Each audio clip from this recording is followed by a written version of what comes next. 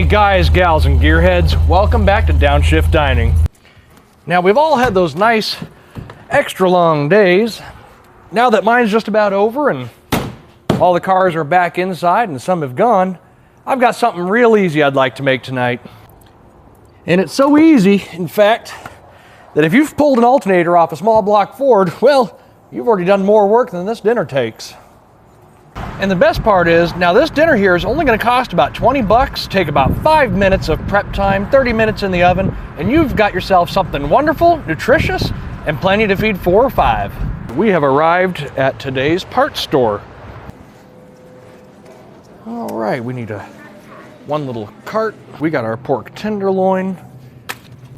And over here we got some little baby fingerling potatoes. Some baby bell peppers.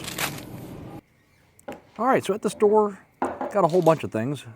Got some carrots, got those fingerlings, an onion, our shiitake mushrooms, the little baby bell peppers, and of course our pork loin. So first off, I'm gonna start by putting some oil inside a little bowl here, some garlic salt. We're gonna chop up our potatoes pretty small. And then we're going to go ahead and toss those around. These are going to get a head start on a cookie sheet. The oven's at 425 degrees. We're going to give the potatoes a 10-minute head start. While those are going, we're going to go ahead and get the rest of our vegetables prepped. Got our carrots peeled. Right here, I'm just twisting and pulling off the stem of the shiitake mushrooms.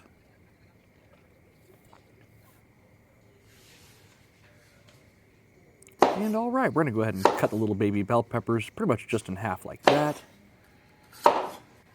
I just cut the top off, cut down the length. Once that's done, I just cut out the little thick pieces that are inside and de-seed them. Once that's all done, I'm going to go ahead and cut off the tops of the carrots. I like to cut them at a diagonal angle. I think it just makes them look a little bit prettier. So once our carrots are cut up about 1/4 of an inch thick, we're going to go ahead and put those aside. And then we're going to cut our baby bell pepper into little strips. Missed a seed here and there, no big deal. All right, cut the top off an onion, cut the bottom off, split it in half. And I'm cutting the onions pretty thick here. They're about 3/8 of an inch thick. And I also found some celery inside the fridge, so we're going to go ahead and cut that up pretty small as well and add it to the pan, why not? All right, so a little bit of olive oil, a little garlic salt again, a little pepper. I'm going to go ahead and throw in all of our vegetables. A little more olive oil on top. We're going to give those a good toss around. So now that they're all nice and coated, we got olive oil on everything, a little salt, a little pepper. We can go ahead and prep the pork tenderloin. So what I look for is one with a nice bit of fat on it. Usually they don't have that much fat, but it's always nice to have. I'm going to go ahead and blot it dry. Doesn't have to be perfect, just getting most of the wetness off of it. And then we're going to cover it with a whole bunch of Dijon, about 2 big tablespoons worth. We're going to go ahead and smear that all around.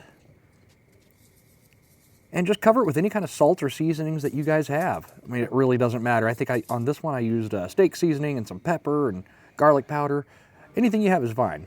So now that those are all prepped, go ahead and move our potatoes to the side now that they've been in the oven for about 10 minutes.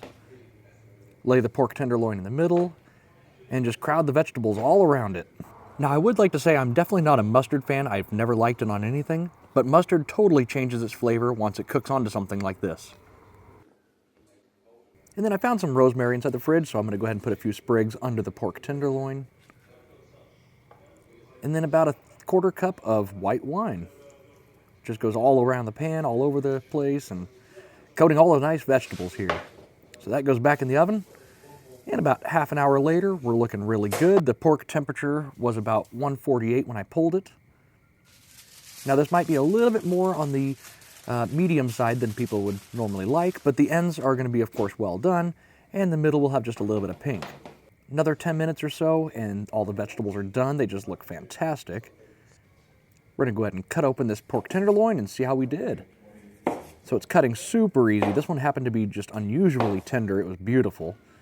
As you can see here, the salt and Dijon made a nice crust. And the juices, if you don't spill them all, you can actually put them back on the pork tenderloin that gathered in the tin foil.